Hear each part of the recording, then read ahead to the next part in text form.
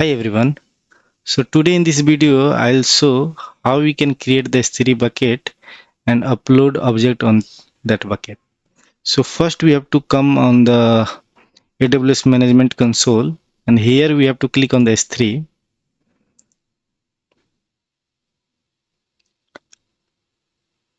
After that we have to click on create bucket, and here we can give the any unique bucket name. So I'll give the CyberPodium 2 and keep all the setting as default, and then create bucket.